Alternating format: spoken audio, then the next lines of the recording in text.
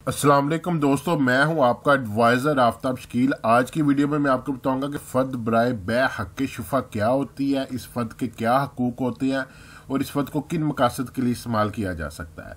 महकमा माल की ज़बान में जब भी बै का लफ्ज़ आएगा, बै का मतलब होता है बेच देना, फ़रोख्त कर देना, सेल कर देना। हक़ शुफ़ा की मिसाल मैं आपको इस तरीके से देता हूँ कि जैसे हमने अपनी किसी बच्ची का रिश्ता करना हो या बच्चे का रिश्ता करना हो, सबसे पहले हम ये देखेंगे कि हमारे ख़ानदान के अंदर कोई इस तरह का रिश्ता तो नहीं है कि जो हम उसके साथ इस बच्ची या बच्चे का हम रिश्ता कर लें। उसकी वजह ये होती है कि हमारे जहन में ये चल रहा होता है कि ख़ानदान की बात ख़ानदान के अंदर ही रह जाएगी, रिश्तेदारी के अंदर की रह जाएगी। बाहर का कोई बंदा ख़ानदान के अंदर नहीं आएगा और ख़ानदान का कोई बंदा जो है ना वो ख़ानदान से बाहर नहीं जाएगा। ताकि पता नहीं होता कि वो जहाँ पे गैर बंदे ने आना है या जाना है तो वो ख़ानदान जो है वो अगला ख़ानदान किस तरीके का निकले। तो बिल्कुल इसी तरह से गवर्नमेंट ने जो है आईनी तौर पर जो है वो हमसायों को, ख़ानदानों को, रिश्तेदारों को हक दिया हुआ कि अगर उसका कोई हमसाया, कोई अजीज़, कोई रिश्तेदार उसके साथ वाला रकबा बेचता है तो उसको सबसे पहले ये हक हासिल है कि वो पहले अपने हमसाये से पूछे कि ये मैं रकबा इसको सेल करना चाह रहा हूँ। अगर आपने इस रकबे को ख़रीदना है तो आप ख़रीद लें। अगर आप इस रकबे को नहीं ख़रीद सकते, आपके पास गुंजाइश नहीं है, तो फिर मैं किसी बाहर के बंदे को रकबा सेल कर दूँगा। ये आईनी इख्तियार हुकूमत ने किस वजह से दिया है? वो आईनी इख्तियार इसी वजह से दिया हुआ है कि जो लोग उन वहाँ पे रह रहे हैं वो लोग पुरअमन है, एक दूसरे को समझते हैं, एक दूसरे की इज़्ज़त करते हैं, उनके एक दूसरे के साथ अच्छे तल्लुकात बने हुए हैं। तो कल को बाहर से कोई बंदा आके इनके अंदर फूट, इनके अंदर फसाद, इनके अंदर कोई लड़ाई झगड़ा ना डाले, इनके साथ लड़े झगड़े ना और बदअमनी बदनज़मी पैदा ना हो। इस वजह से गवर्नमेंट जो है वो हक़ शुफ़ा का जो है वो राइट दिया हुआ है हमसाये को। अब हक़ शुफ़ा क्या होता है कि अगर कोई बंदा अपनी ज़मीन अपने हमसाये से पूछे बगैर और अपने रिश्तेदार, अपने ख़ानदान जो उसके करीब रहते हैं, जो वो ज़मीन ख़रीद सकते हैं, जिनके साथ वो ज़मीन लगती है, उनसे पूछे बगैर किसी बाहर के बंदे को सेल कर देता है। उसकी वजह क्या होती है कि कुछ लोग होते हैं उनकी आपस में अंडरस्टैंडिंग नहीं होती, उनके अंदर लड़ाई झगड़ा चल रहा होता है।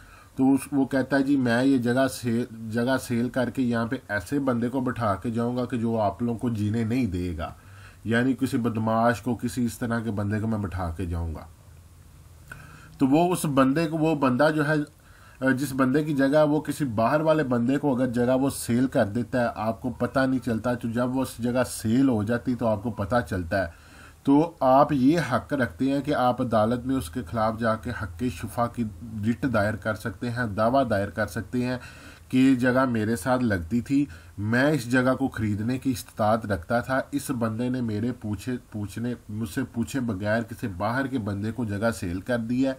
वो बंदा जो है इस किस्म का बंदा है कि आके मेरे साथ जो है वो हमारे मोहल्ले में बदअमनी बदनज़मी जो है वो बदमाशी करेगा, तो लिहाजा इस जगह को ख़रीदने का हक़ मैं रखता हूँ और मेरे पास इस्तात है कि मैं इसको ख़रीद सकता हूँ। तो वो बंदा हक़ शुफ़ा का वहाँ पे जो है वो दावा दायर करेगा। तो अदालत क्या करेगी? अगर वो बंदा तमाम मेयारात में, तमाम कानूनी दस्तावेज़ में हर तरह का हक़ रखता है, वो इस चीज़ पे पूरा उतरता है, तो अदालत एक नुमाइंदा मुकर्रर करेगी। उस नुमाइंदे को मुकर्रर करके कहेगी कि राज़ी रिकॉर्ड सेंटर या पटवारी के पास जाओ, जाके वहाँ से बै हक़ शुफ़ा की फ़र्द निकलवा के लेके आओ और वो बै हक़ शुफ़ा जो है वो इसके हक़ में करवाओ, यानी वो जगह जो है इस बंदे को जो है वो सेल करवाई जाए। ये बंदा ख़रीदने की इस्तात रखता है तो इस बंदे को वो जगह दिलवाई जाए। तो फ़र्द बराए बै हक़ शुफ़ा जो है वो इस मकसद के लिए इस्तेमाल होती है। अब ये हमारे सामने एक फ़र्द बराए बै हक़ शुफ़ा खुली हुई है, ये इस तरह की फ़र्द होगी। ये नीचे भी लिखा हुआ है नकल बराए बै हक़ शुफ़ा। अब जब हक़ शुफ़ा की फ़र्द निकलवानी है तो आपको 2-3 चीज़ों का पता होना ज़रूरी है कि ताकि आप जब फ़र्द निकलवा के लेके आए उसके ऊपर कोई गलती ना हो और अदालत में आने के बाद आपको दोबारा उस गलती को ठीक ना करवाने जाना पड़े।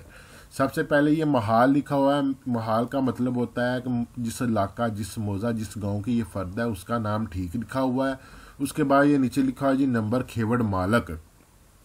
جس کھاتے جس کھیوڑ کی یہ فرد ہے یہ کھاتہ نمبر صحیح لکھا ہوا ہے، اس کے بعد آتا ہے اس کا نام، ولدیت، قوم اور آئی ڈی کارڈ نمبر صحیح لکھا ہوا ہے جس بندے سے جگہ خرید رہے ہیں، جو بندے نے جگہ بیچنی ہے۔ اس کے بعد آتا ہے رقبہ منتقلہ، یہ ریڈ کلر کی جو ہے انک سے لکھا ہوا ہے، یہ لکھا ہوا جی 44 کنال۔ یہ دیکھ رہے ہیں جتنے رقبے کی آپ فن نکلوا رہے ہیں وہ رقبہ پورا لکھا ہوا ہے، صحیح لکھا ہوا ہے۔ اس کے نیکسٹ پیج پہ کیا ہے جی، نیکسٹ پیج پہ یہاں پہ یہ ریڈ کلر میں لکھا ہوا جی میزان کل حصہ منتقلہ، یعنی ٹوٹل جتنے بھی کھاتے جتنے بھی رقبوں کی فرد نکلوائی ہے اس کا ٹوٹل میزان جو ہے وہ یہاں پہ ٹھیک اور صحیح لکھی ہوئی ہے۔